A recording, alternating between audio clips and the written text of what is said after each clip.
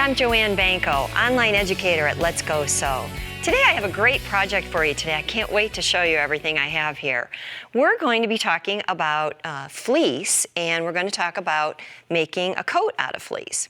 So let me talk first about the fabric. I love this type of fleece, polar type fleece we call it, and it's everywhere today. I mean, it's been around for so long. It's one of the greatest fabrics, I think, of modern life. But I have particular types that I like, and the ones that I've brought here and made my jacket out of are from fabric that is actually sold in different weights. So typically it comes in a 100 weight, a 200 weight, and a 300 weight. And as you can imagine, the 100, which I have here, is a little bit thinner and a little bit softer.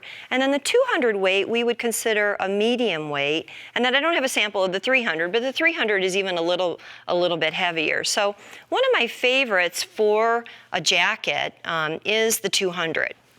This fabric does have a definite right and wrong side, but it's very, very attractive both on the wrong side and on the right side. But sometimes, depending on the color or the piece that you get, it may be a little bit tricky to figure out which is right and which is wrong. So I got a quick tip for you on that. Simply pull the fabric along the selvage, and then if you could see what's happening there, it's curling. So the wrong side always curls to the right side. So I know this is the right side of the fabric. Now, when we're cutting out a garment, we need to be concerned about direction. So this fabric does have nap. It's a little bit smoother one way or the other. Color-wise, it doesn't look much different, but you do want to maintain the same nap throughout. So you would cut all of your pieces. For example, if I determine this is the top, all of the pieces I'm going to use this as the top. So make sure you do that, and then if you need to mark it, make sure you mark it so that once you get your patterns taken off, if you can't tell on a piece, you want to make sure you know which is the top edge and which is the bottom edge. All right, so let's talk about patterns. Don't shy away from something that's a little bit more tailored, but be mindful of the closure. You know, a lot of these fleece type garments are generally loose fitting and pullovers, but I like to make something a little bit more tailored. I'm going to teach you some tricks on that today. But when you look at the pattern, first of all, look at the lines on the pattern, because that'll show you where there are seams. It'll be a little bit more evident, you know, how the closure works, if there's cuffs or any issues like that, that you want to be aware of those details. That doesn't always show up on the photograph. And when you look, you might see tie belts, things like that. That's another great closure. But I like to shy away from buttonholes, especially on the heavier fleece, and opt for either like a toggle closure or a button and a loop. You can use snaps. I'm going to teach you a really cute trick today that you can use for a closure as an option. But cutting fabric, that's another thing I want to give you a few tips on.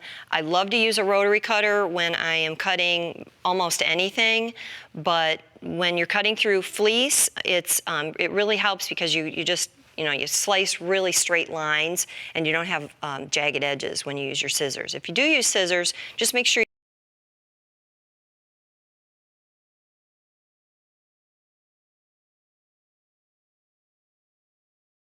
you're right over the top of it. All right, so let's head over to the machine. I got a bunch of little techniques to show you so you can create a jacket. We are going to start at the serger. So I'm going to spin around over here, grab a swatch of fabric, and if your pattern itself has a 5/8 inch seam, then you would want to pre-trim it in order to serge it. But I'm going to just use a 1/4 inch seam here, was about what the serger gives us, because you are going to find some patterns have a 1/4 inch seam allowance for pullovers and fleece type garments. And the serger does an ideal job of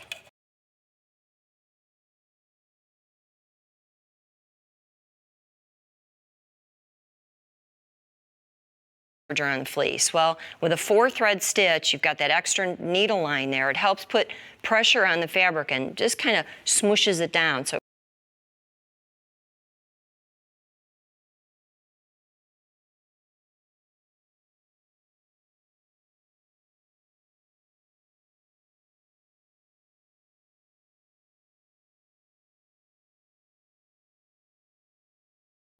Now, another thing you're going to find on some edges, you're going to use a single layer. Fleece does not ravel, it does not fray. Technically, you don't have to finish it at all, but I'm going to show you I like to finish at least my seams, and even before I do a hem.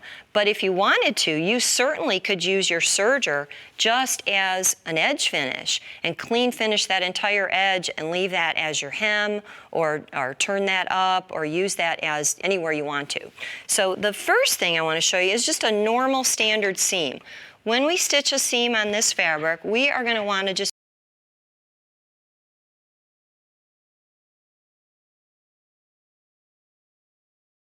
increase my stitch length.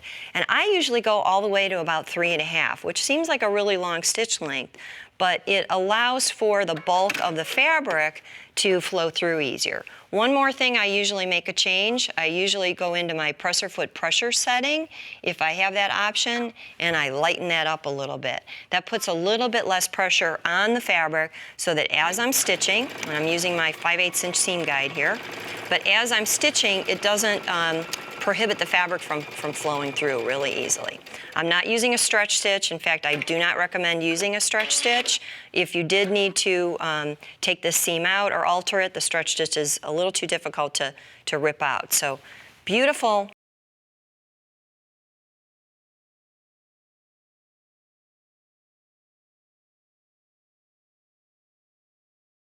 It, again, is buried in there. Now, what about pressing? Pressing is never, ever, ever done on polar fleece. So a simple finger press will do it.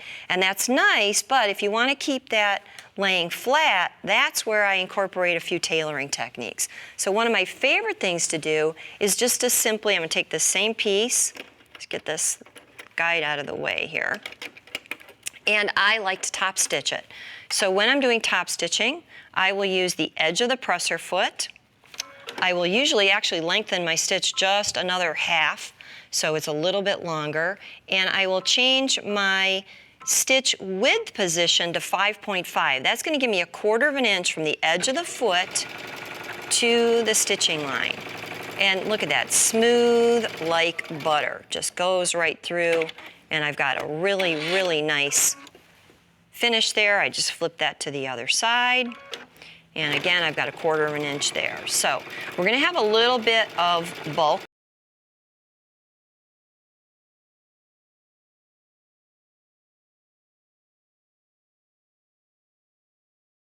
Look at this one done with the yellow thread, this one done with thread that matches my fabric. Almost no difference, but this is my finished sample. Because I want to flip this one over and show you what I would do next.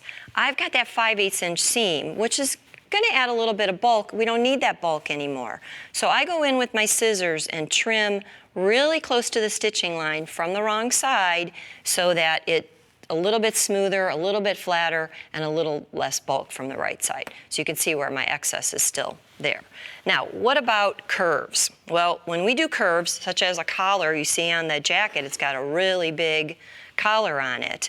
You're going to need to really trim away that bulk, and then it's going to be time to top stitch it. So I've got this one pre-trimmed after I sewed that 5/8 inch seam. I'm going to trim one edge really, really close. Remember, fleece doesn't ravel, so you don't have to worry about that. The next one, I'm going to actually trim a little bit less, but when you trim it, here's the trick. Always make sure and see which side is going to flip to be the top side of your collar. So when you're looking at the garment on, you want that side to have a wider seam allowance than the underside. So you can see that's tucked underneath there. This one would be trimmed as well, but it would be trimmed a little bit less.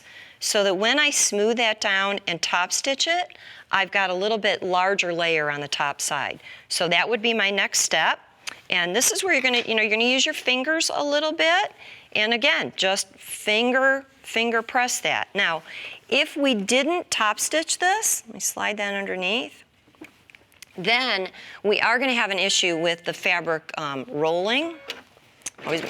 And that's going to, not give you that really, really pretty effect. So you can stitch 1/4 inch, you can stitch 1/2 inch, whatever you like. I like usually a little bit wider. from the, the distance there. But that flattens that out, makes it really, really, really smooth. So what about pockets?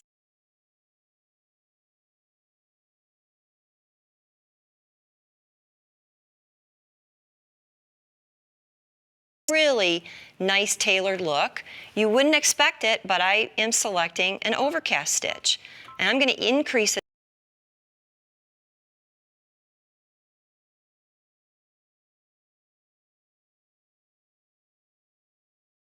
across that edge, and I want that stitch to skip right along the outside. Let's just do a little bit of this. My pins are